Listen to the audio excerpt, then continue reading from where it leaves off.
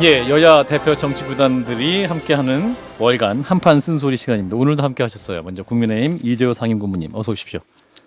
네, 어서 오셨고요.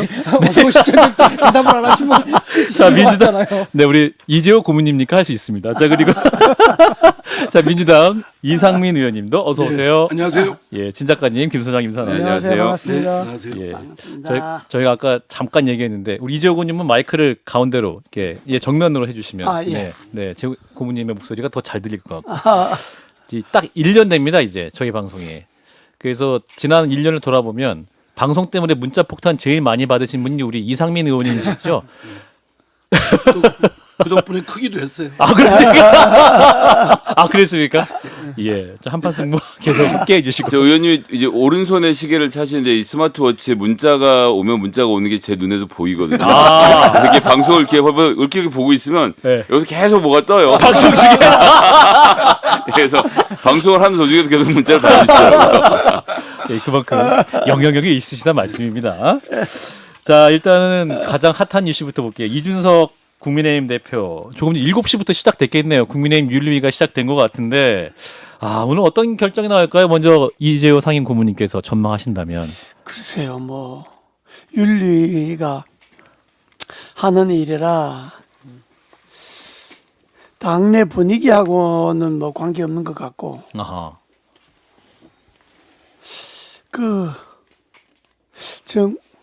원래 이게 당의 윤리위라 하는 거는 되게 정무적으로 하거든요. 예. 근데 이번에 윤리위는 그 정무적으로 할 수가 없게 돼 있잖아요. 당 대표인데. 예. 그러니까 사실에 입각해서 해야 되는데 음. 사실이 어느 정도 확보됐는지 잘 모르겠죠.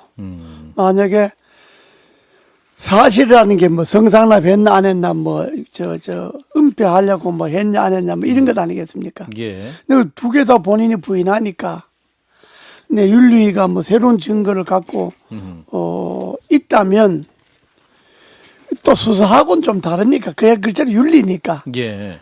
징계 자체는 뭐 꼭 수사의 영역은 아니니까 윤리 영역이니까 예. 어느 정도 사실만 입증이 되면 뭐 징계를 하겠죠. 그렇군요. 예. 이상민 의원님은 어떻게 원래는 사실은 지난 이준석 대표 입장에서는 예. 이거 윤리까지 거론해서 뭐 당대표의 진퇴 문제가 거론되기 전에 본인의 진퇴 문제를 자기가 잘 알잖아요. 본인이 성상납 받았는지 안 받았는지 본인이 알겠죠. 증거 인멸했는지 아닌지 솔직히 예. 자기가 밖에 알려졌는지를 떠나서 자기는 판단할 수 있고 상황을 볼 때 드러난 자료들이 볼 때 더 불리한 게 나올 수 있을 수도 있겠다. 뭐 여러 가지 이해득실을 따지면 지난번 대선 지선 딱 끝났을 때 선거도 승리했겠다. 그때 딱 그만 다른 명분으로 그만뒀어야죠.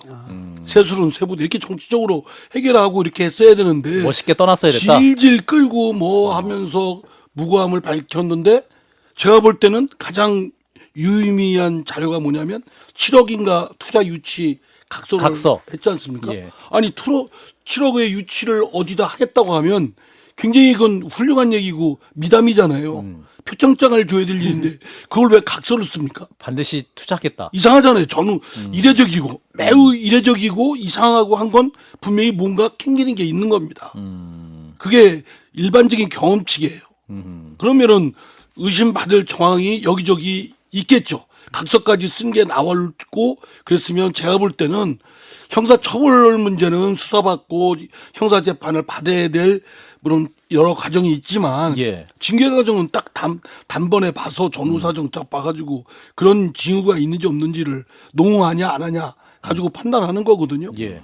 그렇다면 제가 볼 때는 지금 여기까지 오른 단계 그리고 지난번 결정을 안 하고 한 2주를 미루고 이번에 하겠다라고 예. 하는 걸 보면 뭔가 있다고 저는 생각됩니다. 중징계의 가능성이 높다. 중징계 가능성이 높다. 그렇군요. 근데 사안으로 볼 땐 중징계 가지고도 안 되죠, 그냥. 이재호 고문님. 지금 말씀하셨으니까 예. 내가 그때 대선 끝나고 나서 내가 바로 방송에서 이야기했는데 네. 이제 야당이 뭐 저래 이제 뭐 떨어지고 이제 야당이 내부가 이제 복잡하고 그랬을 때 예. 내가 그랬던 이준석 대표가 대선에도 이기고 지선에도 이겼으니까 큰 공을 세웠다. 장수는 큰 공을 세웠을 때 물러나는 거다. 그래야 미래가 있는 거다. 예. 그리고 정권도 바뀌었으니까 선거도 이기고 정권도 바뀌었으니까 세술은 세 부대에 담아라. 새로운 당대표. 당대표가 나와서 이 정권을 잘 뒷받침하기 바란다. 나는 이 정도에서 물러가겠다. 저희 방송에서 말씀하셨는데. 그랬습니까? 예. 이렇게만 했으면 오늘의 입장도 안 나고 이자 일리 이윤석이는 커지고 지금 방금 컸다 그랬는데 진짜 큰 인물이 되는 거고 진짜 지도자가 되는 거지. 아. 원래 지도자는 그런 거예요. 자기 분수를 알 때 만족했을 때 아 내가 대표를 한들 이보다 더 큰 영광이 어디 있겠냐. 대선 지선 이겼는데 다시 뭐 당에서 당대표가 뭐 할 게 있습니까? 뭐 장관을 가거나 뭐 정부로 가기 전에는 예. 또 당대표 그걸로 간다는 것도 웃었고 그러니까 그때쯤 해서 세수는 세부대 담으십시오. 원래 뗏목 타고 강을 건너면 자기가 타고 온 뗏목은 버리는 거거든. 예? 뗏목 끌고 그냥 강 건너까지 끌고 오르면 그 힘들어 되겠어요. 근데 지금 이준석 대표가 그 꼴이라 자기가 근데- 타고 온 뗏목을 강 위에 끌고 올라가는 꼴이라 그러네. 얼마나 힘들겠어요. 예. 근데 저게- 저기 그 이재호 고모님의 그런 충언 예. 그런 말씀은 이준석 대표도 안 듣고 윤석열 대통령도 하나도 안 들어요. 그거 보면 국민의힘에서 별로 말빨이 없으신 것 같아요. 그런 것 같아. 내가 지금 아이 지금 뭐 참 내 스스로 생각해도 내가 한심한 사람이야. 근데 이제 계속 지게가 이게 뭐 말하면 말빨이 서야지 이게. 말빨 그래도 기자들이 다 인용하고 있어요. 고모님 실망하지 마시고 계속 세게 말씀하세요. 근데 이제 이준석 대표가 SNS에 이제 윤리위 앞두고 이게 손절이 아니라 손절이 웬 말이냐 익절이다. 그러니까 이익이 더 이상 안 되니까 관계 끊은 거다 이렇게 말을 하고 있거든요. 지금 익절 상황이다. 윤리위 되는 상황. 아이고 근데 그게 말이 말라서 아이고입니까? 예. 예. 참 그렇다고 별로 그 리더십이라는 게 예. 어느 메시지를 전달하면 그 메신저인 리더가 신뢰가 가고 권위가 서고 좀 존경심이 나와야 지금 그런 메시지도 의미가 있지 않겠어요? 예. 지금 하는 이준석의 대표의 최근에 상황 보면 악수 소동도 그렇고 악수. 뭐 등등등등 이렇게 보면 별로 그렇게 스마트해 보이지가 않잖아요. 아, 좀 찌질해 보이고. 예. 아니, 국민들도 이런 얘기 하기 싫은 거예요. 예. 아니, 윤석열 정부가 국정을 잘하고 있느냐 아니니 굵직굵직한 그 방향이나 이런 거 가지고 지금 논쟁을 부려도 지금 시원치 않은 마당에 무슨 뭐 이준석의 성상납이 있니 없니 각서를 쓴 게 맞니 안 맞니 부터 시작해서 뭐 저 비행기 타고 윤석열 대통령 미국 가는데 김건희 씨 수행이 뭐 민간인이니 저 정식 직원이 아니라는 등 이게 지금 이거 정파 낭비 아닙니까? 진짜? 방송 아이템이 한심하다고 지금 말씀하시고 계시거든요. 제가 좀 전에 그렇게 말씀을 여기서 그렇게 주장을 했습니다. 이 두 분이 동의를 안 하셨어요. 그러면 아 진짜 정말 너무 저기 무더운 죄송합니다. 날씨에 저희도 윤리 얘기는 오늘 딱 끝냈으면 좋겠습니다. 내일 또 이준석 이야기는 예. 좀 더 이상 안 했으면 좋겠어. 그 뭐 애들 이야기 갖고 뭐 계속 하나 근데 오늘은 예, 좀 더 해야 됩니다. 예, 시작을 해보세요. 그래서 그 애 하나 꼬장 부리는 거 갖고 뭐 전 이게 그래도 당 대표니까요. 예, 여당 당 대표의 문제라서 저희가 언론이 주목을 하는 것인데 일단은 뭐 경고를 받게 되면 일단 당대표직은 뭐죠 유지할 수가 있지 않습니까? 근데 그 이상의 경우에 예컨 네.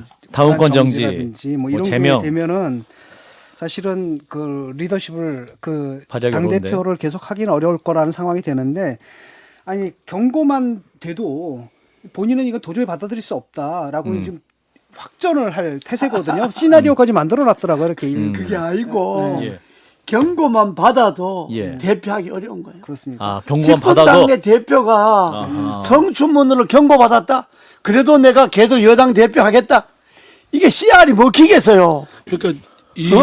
이당저당 당원들에게 먹히겠어요. 국민들에게 먹히겠어요. 이당저당 할 거 없이 예. 그럼요. 책임 있으면 물러나는 게 기본적인 건데 책임지면 그럴수록 더 앞으로 나가요. 무기고. 왜 그런 거를 저희들 하는 모습이 아주 뭐 불상사납다, 내로남불이다, 위선적이다 하고 비판하면서 배우는 건 꼭 그렇게 못된 것만 배우라고 하는데 제 생각에는 뭐 경고 그 이상의 이미 이준석의 리더십은 상당히 훼손됐다. 집권 여당을 끌고 나갈 한국 정치를 끌고 나갈 그런 리더십이 상당히 훼손돼서 두 분은 그렇게 말씀하시지만은 이준석 우리가 잘 대표는 알잖아요. 이준석 대표가 어떤 인물인지 절대 그만두지 않거든요. 그러니까 경고했을 때 당원 당규 위반이 아니면 계속 있는 거죠. 계속 있는 그러니까, 거고. 아니 당원권 정지가 되면 당원권 정지가 풀린 다음에 다시 당 대표 그렇죠. 하겠다고 할 그렇죠. 가능성도 한 달 있죠. 동안 정지면 한 달 후에 복귀하겠다고. 아, 그러니까 하는 그거는 거예요. 뭐 민주당한테는 좋아요. 참 골치 아픈 거예요. 골치 아픈 사람 만났어. 그럼 이제 예. 당 내부에서 혹시 이제 그 전부터 탄핵 얘기는 참 많이 나오지 않았습니까? 대선 이쯤 국면에. 되면 또 당에서 또 탄핵 얘기가 나오겠죠? 탄핵 이야기가 뭐 그야 뭐 나오겠지만은 네네. 그는 이거잖아요. 지금 상황이 아주 엄중하잖아요. 그렇죠. 지금 이 상황이 여든 야든 간에 예. 나라 형편이 경제부터 시작해서 뭐 여러 가지로 엄중한 상황이잖아요. 그런데 여당 집권 여당의 대표란 사람이 그런 경고도 받고 뭐 그 당내에서 저렇게 반대하는 사람도 많고 저렇게 시끄러운데 어떻게 여당을 이끌고 어떻게 정부에다가 비판하고 견제하고 아닌 건 아니라 그러고 이렇게 할 수 있겠어요. 예. 그리고 또 정부가 그 이준석의 말을 듣겠어요. 니나 잘해라 하지. 그러니까 지금 당이 아주 경고를 줘도 골치 아프고 예. 그냥 징계 없이 그냥 넘어가도 골치 아프고 지금 골치 아픈 국면에 빠졌으니까 이때는 깨끗하게 정리하는 게 결단하는 게 옳습니다. 이항희 윤리위원장이 조금 전 국회에서 네. 윤리위는 수사기관이 아니다. 국민의힘이 수사기관 결정에 따라 당원들이 마땅히 준수해야 할 윤리강령과 규칙을 판단한다면 국민의힘은 스스로 윤리위 존재 가치를 부정하는 것이다라고 말하고 윤리위를 시작하러 들어갔습니다. 맞는 말이죠. 그러면은 수사기관 결정에 따라 하는 것이 아니라 뭐랄까 국민의 눈높이에 따라서 뭔가 그러니까요. 판단할 가능성이 있다. 그러니까 아니, 일반 공무원의 경우도 수사 형사 책임을 묻는 수사 절차, 재판 절차와 또 징계 절차는 별개입니다. 그러니까 원래는 수사가 다 빨리 종결돼서 재판까지 받아가지고 확정된 걸 기반으로 기초로 해서 징계하면 제일 편하겠지만 예. 대부분 그렇지 않거든요. 그럼 어떤 뇌물 의혹이 있다, 수뢰 의혹이 있다든가 어떤 잘못한 게 있다든가 이러면 그 별도의 징계를 따로 합니다. 그리고 나서 수사 형사 재판은 나중에 결정되죠. 사법적 책임 나중에 하는 것이고. 예. 부모님? 우리가 저 고사성어에 보면 예. 당단부단이면 반수기란이라는 말이 있어요. 해석해 주십시오. 결정할 때 당연하게 결정하지 않으면 아하. 반드시 화가 들어온다는 아. 반수기란이라. 네, 그렇게 해요. 그러니까 지금 이 상황이야말로 국민의힘으로서는 결정 팍 해야 진짜 된다. 결정할 때 결단을 해서 화를 막아야지. 음. 이 지금 결단을 우물쭈물하거나 뭐 미루거나 달리 해놓으면 뒤가 시끄러워. 그러니까 여당만 시끄러운 게 아니라 여당이 저렇게 개판 치면 야당들 제대로 되겠어요. 여당 하는 거 봐라. 우리는 이래도 양바이다 하고 뭐 덧붙이겠지. 국민의힘 상황이 어려우니까 민주당도 혁신을 덜 하고 있는 것 같습니다. 그러니까 독입니다. 독. 지금 우리가 민주당도 뭐 열심히 혁신해야 되는데 국민의힘이 저러니까 독이에요. 저희도. 원래 여당이 좀 엄격하고 엄중하고 좀 잘 해나가면 그렇죠. 야당도 바짝 긴장해서 그렇죠. 하는데 여당이 저래 허레벌레 하니까 예. 야당이 뭐 보고 배울 게 어디 있나요? 비교할 게 여당이니까 아이고 우리도 뭐 이 정도에도 약과다 이렇게 될 것도 아니에요. 그러니까 이거는 여당도 망하고 야당도 망하고 나라가 이게 정치가 이게 온전하게 안 들어가게 생겼다고. 근데 이제 감당해 줄까요? 그러니까 이게 참 이게 또 세대 차이라는 거 있는 것 같아요. 예를 들어 가지고 우리 인국공 사태 같은 거 보면은 아니 비정규직을 정규직 하는 데인데 왜 불만이지? 인천국제공사. 우린 그렇게 보지 않습니까? 국제공항공사. 그다음에 남북 단일팀 만드는 거 좋은 거 아니야? 근데 젊은 애들은 뭐라 생각하냐면 나는 지금 입사 시험 보는데 대통령과 악수 한 번 했다고 정규직 때? 그다음에 아니 단일팀 만들면은 국가대표 되기 위해서 열심히 일했던 사람들은 어떻게 되는 거야? 그러니까 우리로서는 전혀 상상할 수 없는 이런 반응을 하잖아요.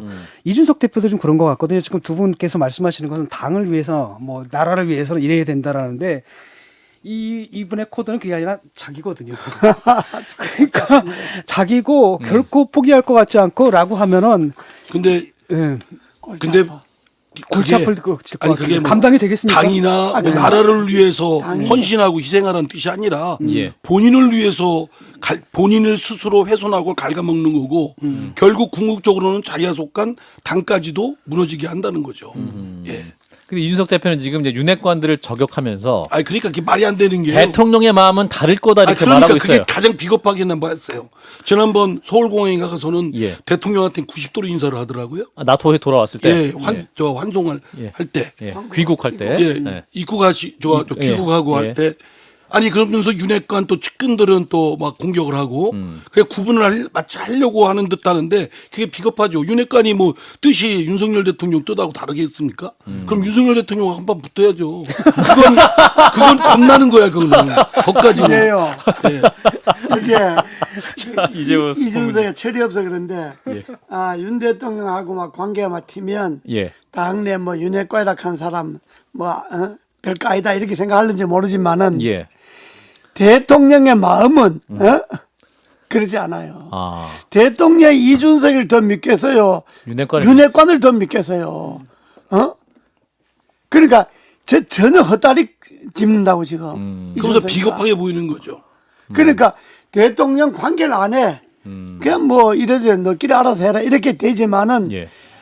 당이 저렇게 시끄러우면 대통령도 빨리 당이 좀 제자리를 찾아주기를 바라잖아요. 그렇겠죠. 자기 하는 일도 지금 제대로 안 돌아가서 지금 골치 아픈데 그렇죠. 당마저 저러니까.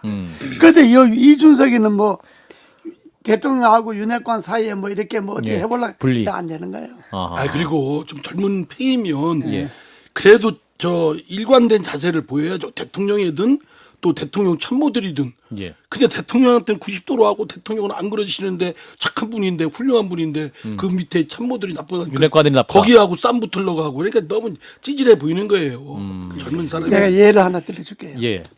공개해도 좋을지 모릅니다. 예. 그런 거 좋습니다. 이명박 정부 때 예. 이명박 정부 때 이명박 대통령 사람들 잘 이렇게 잘 만나고 그래요. 예. 좀 이렇게 식사도 하시고. 그럼요. 잘 예. 이야기 잘 듣고. 네.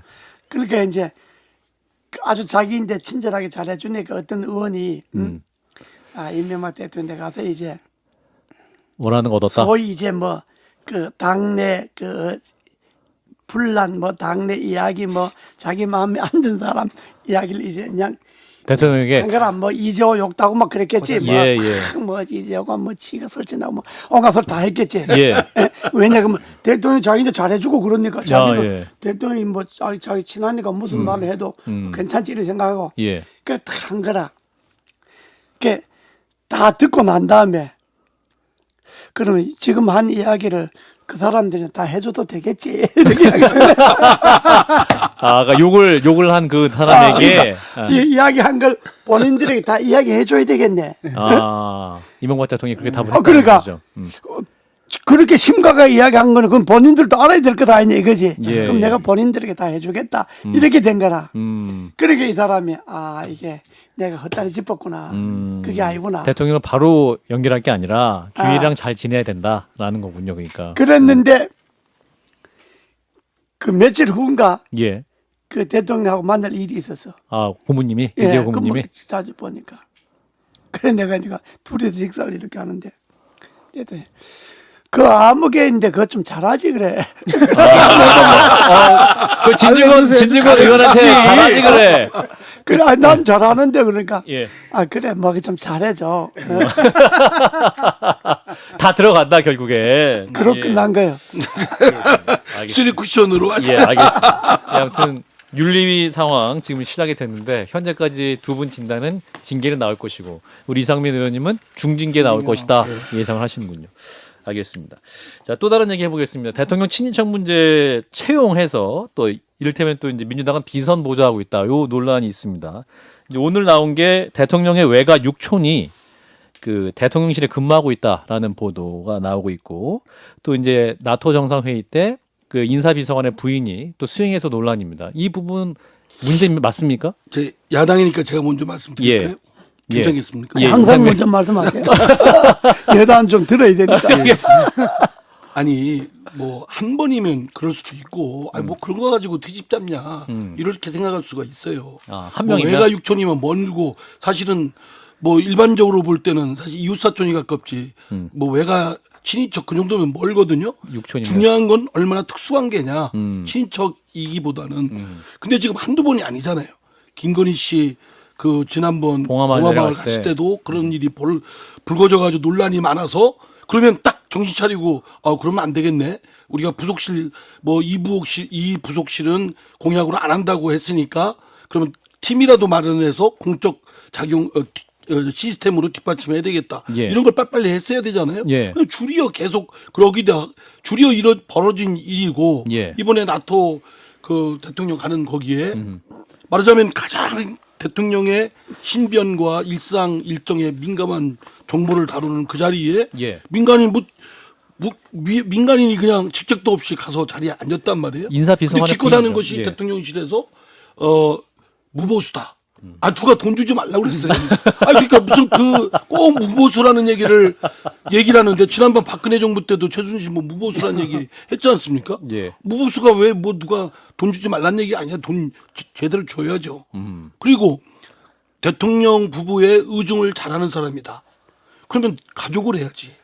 가족. 의중을 저희 하면 대통령 김건희 씨 그 어머님 예. 장모를 갖다가 하시든지. 또 문제가 되죠. 네. 아니 그냥 뭐 의중 아주 내놓고 하든지. 예. 아니 그게 말이 되냐고요. 의중을 뭐 하는 사람을 의중을 아는 사람. 그렇게 의중을 아는 사람들로 청와대 요직에 포진을 시키고 저 내각의 장관으로 포진을 시키니까 지금 이 문제가 복잡하게 뒤죽박죽 되고 있는 거 아니겠습니까? 아니 정상회담 가는데 부인의 의중까지 알아야 되나? 근데 그거 되게 이상한 해명이라고 생각했거든요. 정상회담을 가려면 상대 국가 정상들의 의중을 우리가 알아서 외교적으로 전략을 짜야 되는 거 아닙니까? 근데 제 생각 아무래도 그냥 수행한 거 아닐까요? 기타 수행원. 근데 예. 수행은 안 했대요.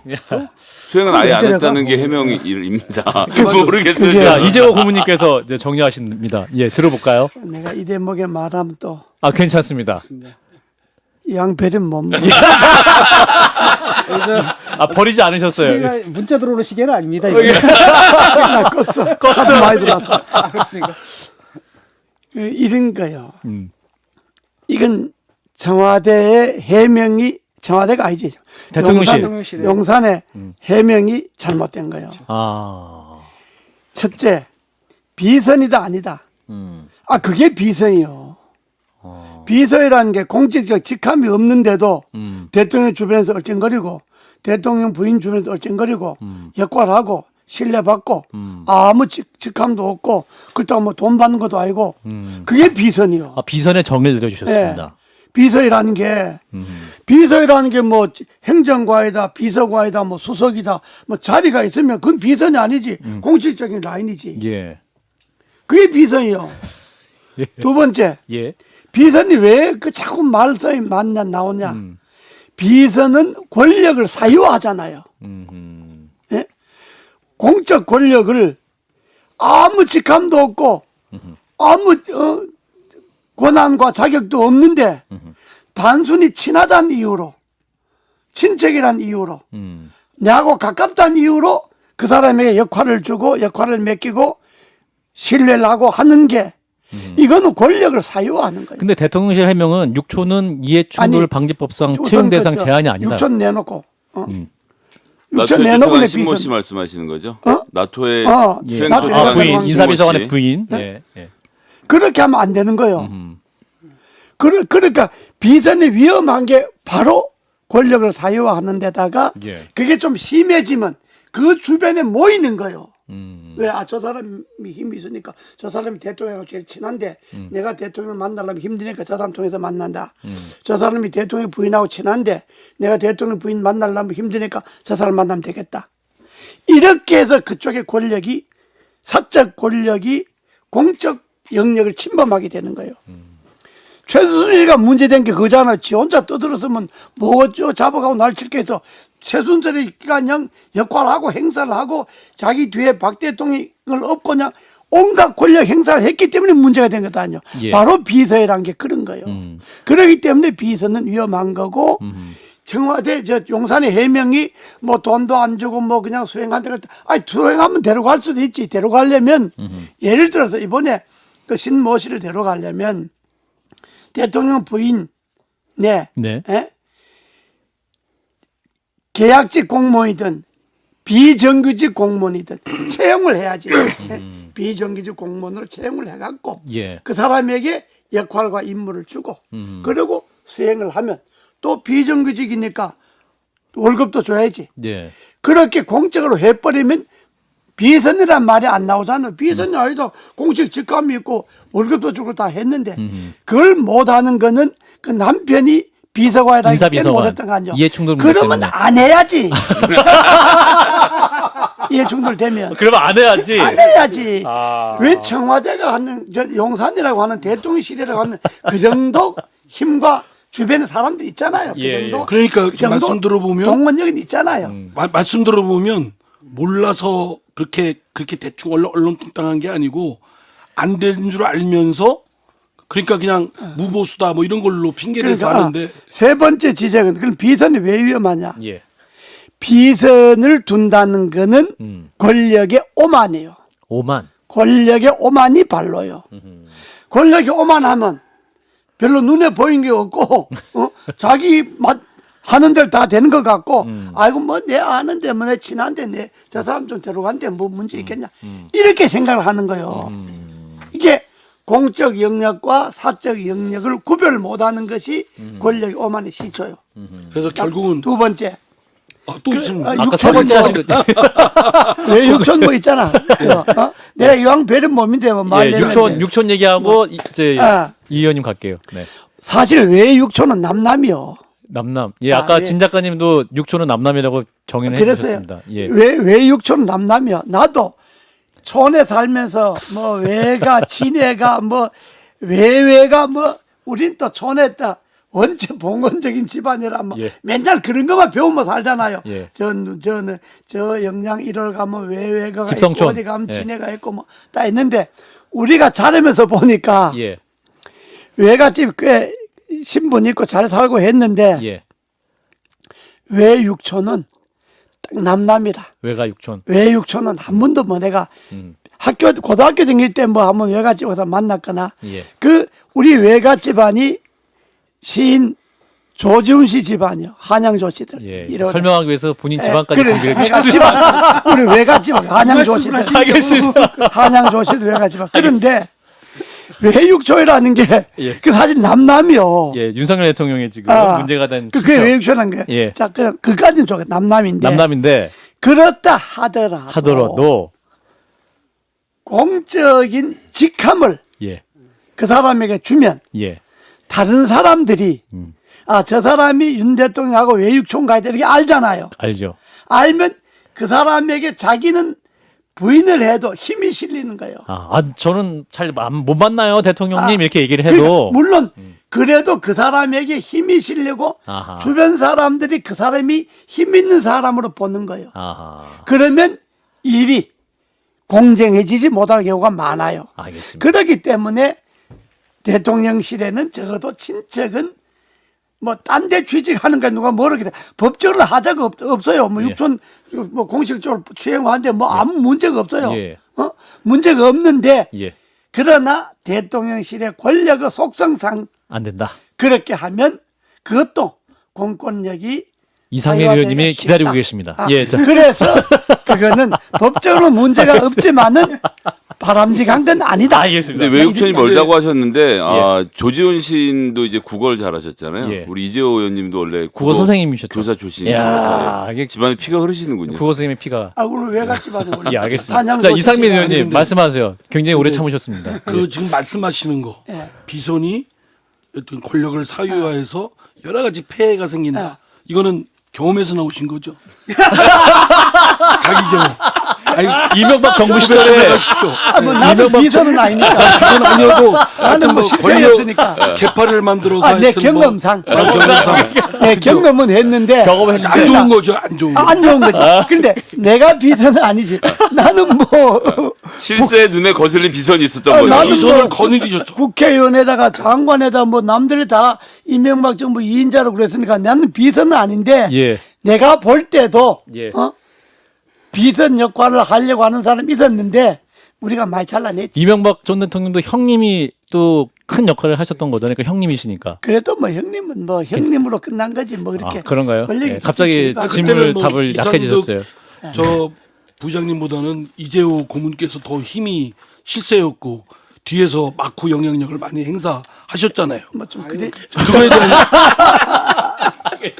아니 그 김영삼 대통령 때는 저 아드님, 그 다음에 김대중 대통령 때는 새 아드님, 그리고 노무현 대통령 때는 형님, 그 다음에 또 이 뭐죠 그 이명박 대통령 때 또 형님. 예. 뭐 하여튼 예. 근데 하여튼 제가 어떻게 해결해야 됩니까? 예. 그럼 이 문제.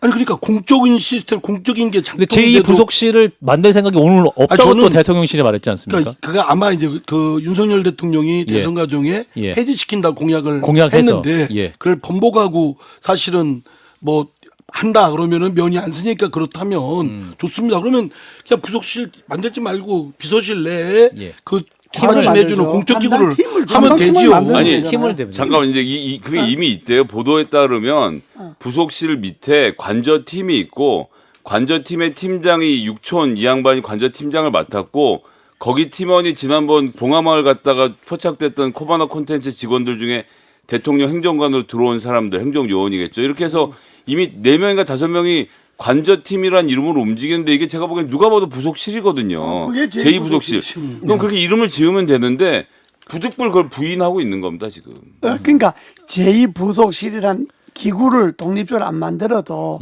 비서실 안에 그 담당팀, 그러니까 대통령 부인 담당팀, 부인 담당팀. 관저 담당팀을 두면 관저 담당팀을 만드는데 그 팀장이 그 육촌이니까 밖에서 보기엔 저분을 섭외해야 되겠구나 생각이 들지 않겠습니까, 의원님? 그렇게 되겠지. 예, 그렇게 되겠고. 아니 근데 이게 이제 문제가 뭐냐면은 그거는 요걸 할 수 없는 게 예. 관저라고 하는 거는 좀 일종 별개의 조직이니까 관저 담당 관저도 없는데 뭘 관저? 아니, 그러니까 이게 이번 달에 들어온다며 이제 만들어 가고 있습니다. 지금. 짓고 있습니다. 다 됐다며 이제. 그러니까 제2 부속실을 없애겠다는 것의 취지는 뭐냐면은 영부인의 역할을 축소하겠다는 그렇지. 거거든요. 영부인을 권력 근데 이제 투하하겠다. 문제는 뭐냐면 이 영부인께서는 그럴 생각이 좀 없으신 것 같아요. 거기서 자꾸 보면 아니 대통령보다 뉴스에도 자주 나오잖아요. 그러니까 그래서 우상호 비대위원장이 김건희 여사를 통제할 수 있는 사람이 없는 것 같다. 대통령도 통제를 못하는 것 같다. 이렇게 진단을 하고 아니 있는데 뭐 어느 집안이고 예. 자기 부인을 통제하긴커녕 자기가 통제받죠. 그건 뭐라고? 아니 우상호 비대위원장은 뭐 집에서 자기가 통제합니까? 자기가 통제받으면서 뭐 그걸 뭐라고 할 건 아니고. 아, 그렇습니까? 예, 사실 뭐 다 어느 남자든 집에 가서 통제받죠 부인한테. 아. 그런데 예. 저는 하여튼 윤석열 대통령한테 근본적인 원인이 있다고 봐요. 아. 공사를 아직 구분을 못하는 거예요. 대통령이 그리고 대통령이 직책의 그 엄중함. 여러 사람이 지켜보고 있고 좀이라도 빈틈이 있으면 그걸 흔들고 위태로울 수 있다는 그 엄중함을 잘 못 느끼는 것 같아요. 그러니까 아까 말씀하신 오만 뭐 이런 것도 작용할 테고 또 본인이 대통령 자리에 올라서 아직 거기에 구름 위에 아직 있어요. 빨리 내려오십시오. 황홀경. 예, 5년 짧습니다. 5년도 안 남았네요. 4년 몇 개월 남았어요. 예. 금방 가고. 그런 코드가 있는 것 같아 이분이. 이게 법적으로 문제가 없으면은 문제가 위법이 없는 아니다. 거다. 위법이 아니다. 출시잖아. 그러니까 이런 거죠. 이번에도 뭐 다 법적 처리 다 하고 뭐 하고 오히려 육촌이라 가지고 배제하는 것이야말로 법적으로 문제가 되는 거잖아요. 개인의 기본권 침해잖아요. 이게 뭐야? 그 다음에 이걸 갖다가 굽히질 않아요. 자기가 옳다고 생각을 하게 되면 이건 그냥 가는 거다. 이게 좀 있는 것 같아요. 뭐 길게 말할 거 없고 예. 지금 윤석열 대통령실이 음. 지금 2달 동안의 행적을 보면 예. 공사 구별이 안 된다는 것은 사실이에요. 그렇고 집무실 논란도 있는데 5층 집무실은 2층 집무실도 김건희 여사도 사용할 예정이다라는 언론 보도가 있습니다. 그럼 진짜 이게 그거는 코미디 아닙니까? 원래 대통령 집무실은 대통령만 있지 거기에 부인이니 뭐 거기가 다른 사람이 왜 집무실 같이 거기에 쓰는 건 알 텐데. 5층을 의원님, 대통령이 이제 사용 어떻게 중이라면 됐냐면요. 2층은 김 여사가 사용할 수 있다. 아니, 그게 직무가 이제- 뭐가 있어 아니, 영국이네. 보도가 나기 처음에 3달 전으로 돌아가면요. 갑자기 무슨 보안상의 이유라고 하면서 뭐 폭격이나 이런 걸 대비한다는 뭐 이런 얘기를 하면서 집무실 2층이랑 5층 2개 만들겠다는 보도가 은근슬쩍 흘러나왔습니다. 그래서 2층하고 5층에 대통령 집무실 2개가 생겼어요. 그 실제 그렇게 지은 모양입니다. 그리고 최근에 한 일주일 사이에 나오는 보도에서 뭐라 그러냐면 5층 집무실의 경우는 일부 김건희 여사의 집무실로도 쓸 수 있다. 이런 보도들이 지금 흘러나오고 있는 아니 겁니다. 그러니까 영부인 집무실이 왜 필요해? 그러니까요. 모두가 궁금해하는 뭔지 일이죠. 모르겠어요. 그건 원래 있어. 아, 원래 있습니까? 있어요? 아, 대개 아하. 전임 대통령들도 보면 예. 영부인 대통령 부인실이 있어요. 아하. 따로 사무실이 따로 있는데 있고. 왜 아하. 있냐 그러면 예. 외국의 외빈들이 이제 부부가 올 경우가 있잖아요. 그렇죠. 이제 손님이. 네. 그러면 이제 남편은 대통령 만나서 이야기를 하잖아요. 예. 그럼 그 사이에 부인은 대통령 스파우스 프로그램, 배우자 사무실에 프로그램을 와서 하기 위한 해야 돼. 그렇기 때문에 예. 대통령 부인실이 따로 있어요. 원래. 아니 그러니까 다른 있는데 공간이 이 대통령 필요하더라도 부인실하고 대통령실하고 2.5조를 같이 섞어서만 같이 쓴다. 이건 안 되고. 말이 안 되죠, 안 그거는. 되고 대통령 부인실은 별도로 조그만 방이 하나 있어요. 그러니까 이건 취지는 2층이랑 5층에 대통령 집무실 사이즈 똑같은 거 2개를 만들고 하나씩 쓰겠다는 얘기인 걸로밖에 안 들려요. 아니 그렇게 저도 보도에서 봤는데 그렇게 말이 그렇게는 안 그렇게 하고. 안 되는 게 아니라 그렇게 하고 있지 않습니까? 지금 저 이재호 고모님의 말씀이 하나도 적용한다 말빨이 지금 이제 저는 대통령 저기 윤석열 대통령 주변의 대선 과정부터 쭉 친이 계열들이 포진하고 있다. 그래서 새로운 친이가 등장을 딱 애호싸기 때문에 저는 이재호 고모님이 거기서 막강한 보수 역할을 할 줄 알았어요. 그래 좀 그래도 좀 낫겠지. 그래 보니까 이재호 고모님하고 그쪽 윤핵관 쪽하고는 완전히 분리됐고 고모님의 말씀은 완전히 완전 무시당하고 아니 뭐 있는 이상민 의원님도 그런 말씀하실 처지가 아닌 것 같아요.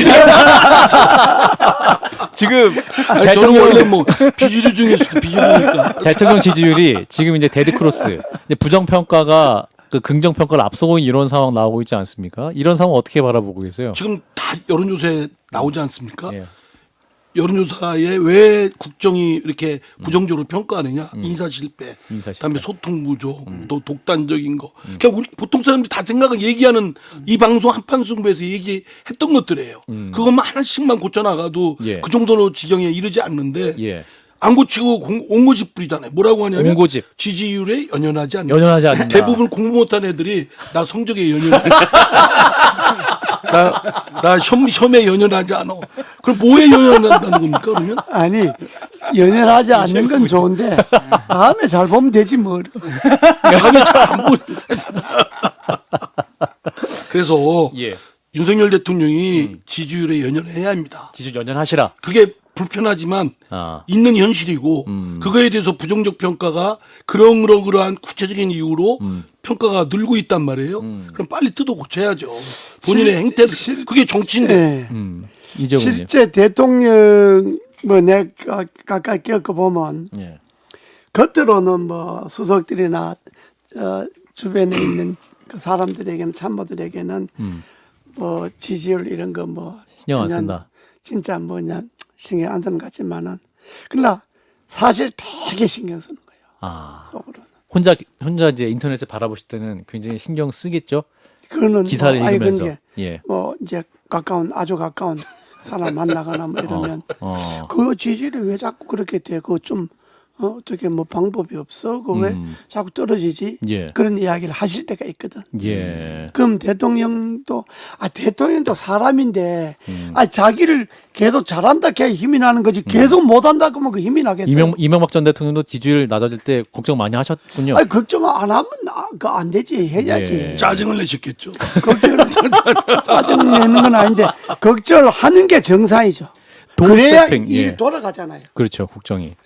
원래 이 말이 있지 않습니까? 지지율에 연연하지 않겠다. 이게 이제 어떤 맥락에서 하는 거냐면 정말 우리 사회에 꼭 필요한 일이야. 근데 이게 유권자들은 참 지지를 받기 어려운 거 이런 일을 할 때 탁 하면서 지지율에 연연하지 않겠다 그런 말이 되는데 그리고 대체로 역대 대통령들이 예. 지지율이 떨어지고 국민들로부터 낮은 지지 또는 비판을 많이 받을 때 예. 하는 얘기가 있습니다. 어떤 얘기했죠? 나는 역사의 심판을 받겠다. 말하자면 예. 내 무덤에 침을 뱉어라. 내일 있을 월말고사는 공부 안 하고 예. 3년 후에 있을 대입시잘 보겠다는 얘기하고 똑같은 얘기입니다. 보통 공부 못하는 아이들 얘기 공통적으로 하는 얘기. 아니 그래서 지금 메시지 관리 관련돼서 도어 스태핑이라 그러나요? 출근길에 기자들하고 만나서 말씀하시다가 최근에 조금 짜증도 내시고 그리고 공교롭게도 김건희 여사 관련된 문제가 있을 땐 도어 스태핑이 좀 자주 없기도 하면서 이제 메시지 혼선이 생긴다. 이거 잘 하고 있는 겁니까? 국민과의 소통 이런 방식으로 하는 거? 출근길 인터뷰. 출근길 인터뷰 그 형식 자체는 그건 신선하죠. 지금까지 한 번도 그런 게 없었으니까. 예. 그건 좋은 건데 대통령께서 출근하자마자 할 때 예. 말을 좀 한 3초 정도 생각해보고 해야지 그냥 하니까 그냥 약간 짜증도 부리고 또 그리고 또 불필요한 말 안 해도 될 말 남이 들으면 오해할 말 이런 걸 하잖아요. 그러니까 예. 그것이 그런 것이 좀 정제 안 돼서 그런 거지. 형식 자체는 뭐 도수평하는 아니요, 좋죠. 비서실에서 메시지 정리는 매일 해서 드린다라는 말들이 많이 있는데 대통령께서 그거 보시지 않고 이제 본인 주장을 주로 말씀하신다 이런 얘기들 많이 들리더라고요. 뭐 그럴 수도 있죠. 그런데 비서실에서 뭐 그날 아침에 뭐 메시지를 전해주겠죠. 예. 뭐 이런 일이 예상된다. 그걸 안 하면 서초동에서 출발할 때 이제 뭐 여러 가지 넘어가야지. 받아서 가시겠죠, 그죠? 원래는요. 요즘 꼭 그런 건 아닌데 아침에요. 대통령이 대개 6시에 5시에 6시에 일어납니다. 예, 일어나면 출근을 다 7시에 해요. 예. 이명박 대통령 말씀이신 거죠? 뭐 내가 누굴 이야기하겠어요. 예, 이명박 대통령 굉장히 원래 부지런하신 분이잖아요. 그러면 예. 7시 출근 전에 예. 핵심 참모들이 음. 모입니다. 음. 출근하시기 전에. 예. 7시 출근 전에. 그러니까 6시 반쯤 가는 거지. 음. 새벽에 가는 거지. 겨울 되면 뭐 캄캄할 때는요. 길 찾아가는 거지. 모여갖고 오늘의 국정 어제 하나. 저녁에 중요한 문제, 오늘의 중요한 문제, 조간신문에 음. 났던 중요한 문제들 예. 놓고 요런 것이 오늘의 문제가 됩니다라고 이야기를 합니다. 예, 그럼- 요약해서 네. 그럼 대통령이 그걸 딱 보고. 공부를 해, 메모를 예. 해서 아무래도 혼자 이야기보다 몇 사람이 모여서 네. 뭐 많을 때는 내용이 5명, 풍성해지겠죠. 예. 많을 5명, 뭐 3명, 4명 정도 딱 모여서 국정 현안을 놓고 이야기를 딱 합니다. 그러면 대통령이 7시에 집무실에 가기 전에 네. 대충 그날 아침에 조간이 어떤 것이 났다 알고. 대충 상황을 알고 출근합니다. 음. 되게 그렇게 했어요. 요즘은 난 잘 모르겠는데 음. 내가 아는 거는 그랬어요. 예. 그러니까 되게 처음에 나가서 기자를 만나 누굴 만나도 되게 말에 별로 실수가 없어요. 왜냐하면 다 본인이 스터디가 됐기 공부해갖고 한 때문에. 거니까, 갖고 한 거니까. 예. 근데 지금은 윤 대통령은 어떻게 하시는지 모르겠는데 뭐 9시에 출근하신다 그러대.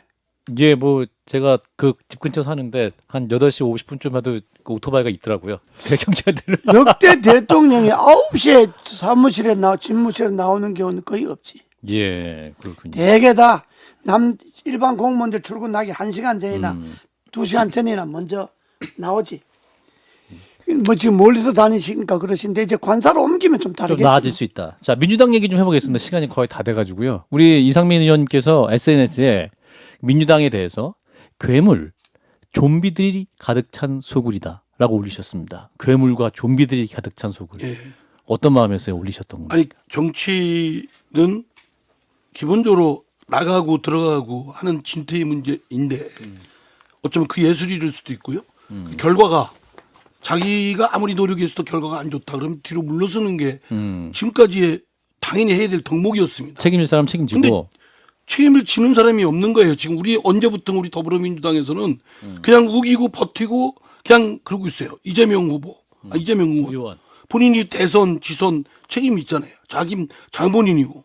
그러면 물러나는 게 당연히인데 안 물러나고 당대표 하겠다고 하고 내가 책임질 일은 당대표가 돼서 당을 개혁하겠는데 이런 궤변을 하고 있고 거기다가 바로 전임 비대위원장인 박지원 비대위원장은 자격이 안 돼요. 당원 자격이 안 당규상. 되면 예외이기 때문에 예외를 해달라는 건데 책임지고 물러난 분이에요. 당원 자격도 없는, 그 비선 자격도 없는 데다가 더구나 책임지고 물러난 분이 당대표 하겠다고 하고 나오는 편이 내가 책임이 있는데 그 권한도 별로 행사하지 못했다. 여기 CBS에서 유튜브에서 그랬어요. 예. 또 하나는 5대 혁신안을 내가 확실하게 하려고 나간다. 그러면은 책임지는 사람, 책임져야 될 사람이 뒷범벅이 돼가지고 이게 제대로 되겠습니까? 할 사람이 있든 없든 책임질 사람은 일단 뒤로 물러서는 게 당연히 해야 될 덕목이죠. 그러니까 뒤죽박죽이에요. 그러니까 지난번 문재인 정부에서 그 막 비판적 생각 없이 홍위병 역할을 했던 분들이 딱 몸색하게 하고 나는 마치 지금 개혁의 전도사인 것처럼 또 나오는 분도 있고. 예. 예. 이러니까 말하자면 도덕적 그 어떤 회의감이 만연해 있어서 예. 제가 보기엔 우리 당이 야 언제부턴가 이렇게 오염됐고 지지자들도 그렇고 이렇게 돼 있나. 예. 그래서 제가 좀 심한 얘기를 좀비라고만 쓰려고 하다가 예. 좀비만 쓰기에 너무 치사한 것 같아서 괴물을 하나 넣었어요. 좀비와 괴물들이 가득하고 있다. 예.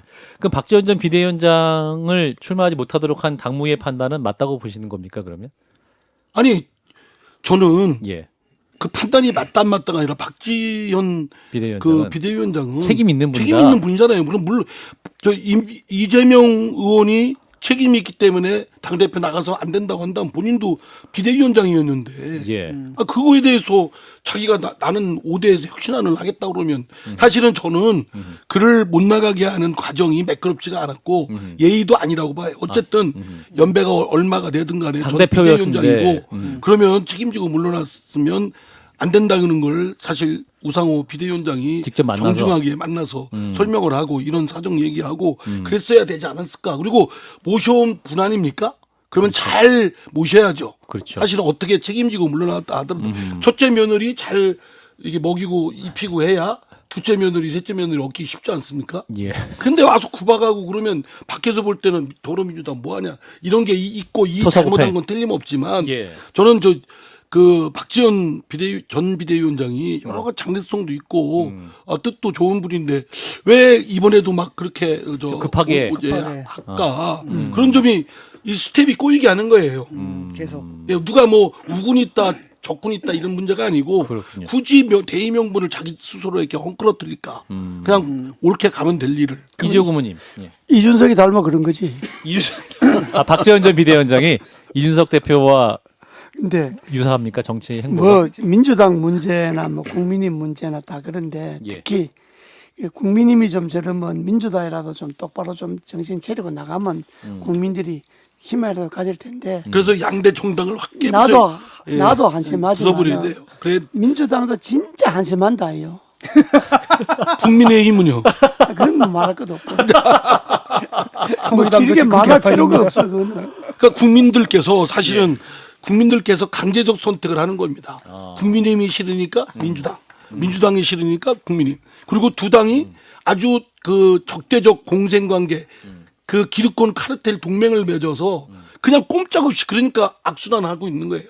그렇다고 제3당이 또 변변하게 등장하지도 않고 있고 이게 이제 우리 한국 정치의 큰 불행이기도 하고 결함인데 근데 어쨌든 이 네. 두 당의 기득권 카르텔은 깨야 제3당이 좀 자유롭게 여러 당이 생길 수 있는 여지가 있다. 아이 그 뭐랄까 그 하여튼 선거제도 개혁을 좀 해야 될 것 같습니다. 예, 근데 두 당한테 맡겨서는 그럼 뭐 그걸 민주당에 좀 양식이 있는 의원들도 있잖아요. 몇 사람 있을 것 아니요. 좀. 이상민 의원 같은 분이요. 좀 정신 제대로 베낀 사람도 있을 것 아니요.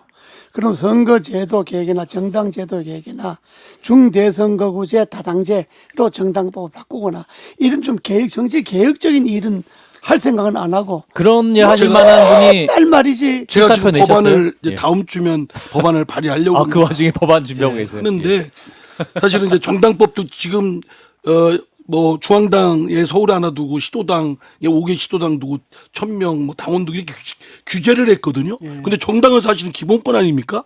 그러니까 뜻이 맞으면 언제든지 모였다 흩어졌다 모였다 해야 되는데 이런 것도 협파돼야 됩니다. 예. 정당 제도도 예. 바꾸고 지금 3단계잖아요. 예. 중앙, 시도, 기초. 예. 이 3단계도 단계를 2단계로 조정을 하고 정당의 임무도 지역에서 정치활동하는 것이 아니라 지역에서 봉사활동하는 걸로 주민들에게 봉사활동하는 걸로 임무도 바꾸고 뭔가 정치개혁의 일대안을 좀 내야지.